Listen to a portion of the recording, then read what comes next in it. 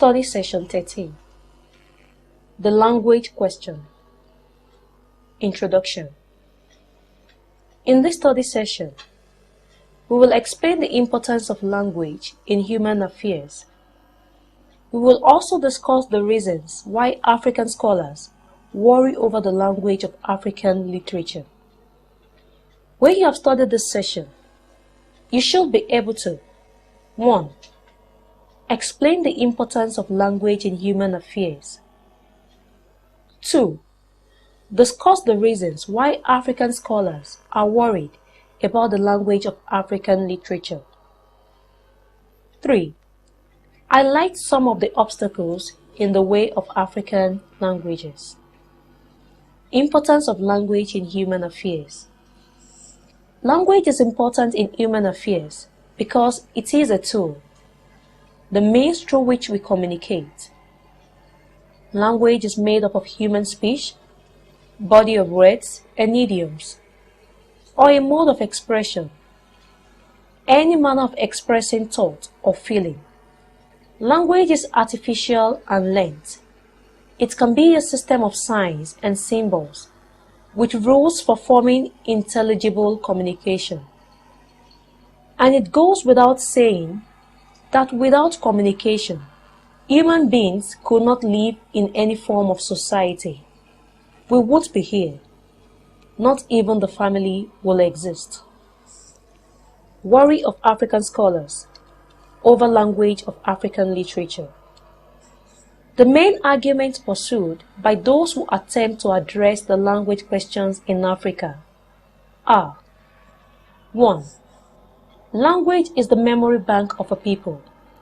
The claim here is that whatever people have in their language is what they will remember. In other words, a people can neither comprehend nor use ideas they cannot somehow understand in their language.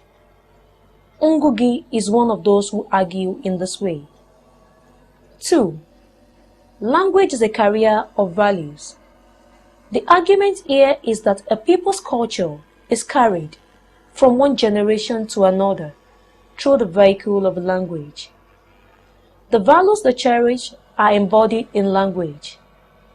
If the language disappears, so will those values and even perhaps the people themselves. 3.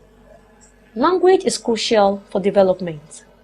It follows from the above that a people's political, social, agricultural and family values are understood or carried through language. African scholars argue that we need to use our own indigenous languages for education in order to foster development in every sector of modern Africa. 4.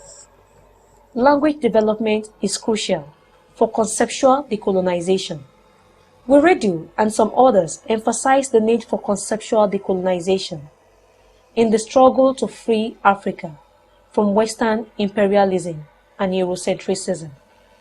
The overall idea here is that we need to translate important concepts into our indigenous languages so as to find out where our real social, political, and metaphysical problems lie.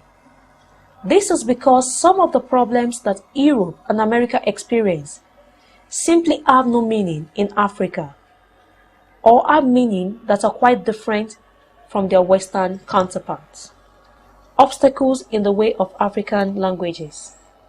Views like those cited above are usually not contested, but some people will point to a number of reasons or obstacles in the way of realizing the lofty aims of Wiredu and his followers.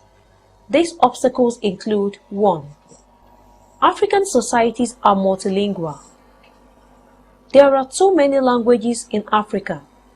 Many of them have dialects and other in-between multiple tongues. For example, of the estimated over 6,000 languages and dialects in the world, 2,582 languages and 1,382 dialects are found in Africa alone. Worse still, only about 50 of those languages are spoken by up to 1 million speakers. In Nigeria, There are probably more than 500 different languages and dialects spoken.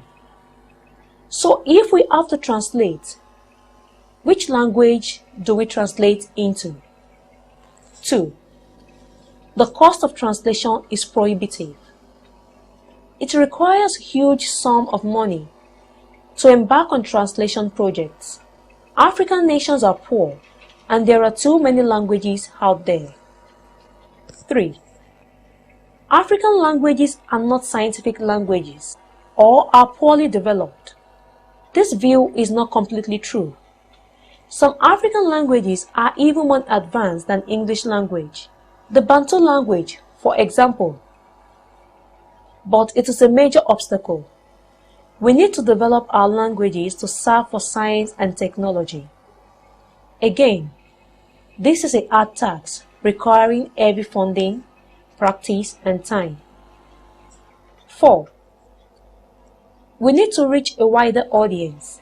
This view somehow mirrors some of those outlined above. But some African writers, like Chinua Achebe, argue that if we write in some obscure languages, like Ngugis Gikiyu, how many people will read them? Even some of us cannot read in our own mother tongues. But here is exactly what we should fight against. People should be able to read and write in their own languages. In spite of all these obstacles, we can still begin from somewhere. After all, there was a time English was an inferior language. Study session summary. In this study session, we learned that language is the only means of human communication, and without language, there will be no human society. Some African scholars argue that we need to read, write, and think in African languages because it is an important factor in our quest for development in Africa. There are some obstacles in the way of realizing the dreams of Africans. Some African scholars argue that we need to read, write, and think in African languages because it is an important factor in our quest for development in Africa. There are some obstacles in the way of realizing the dreams of African sociolinguistics expressed above. These are the underdeveloped nature of African languages, the plurality of African languages, the high cost of translation, and the desire to reach a wider audience. End of study session 13.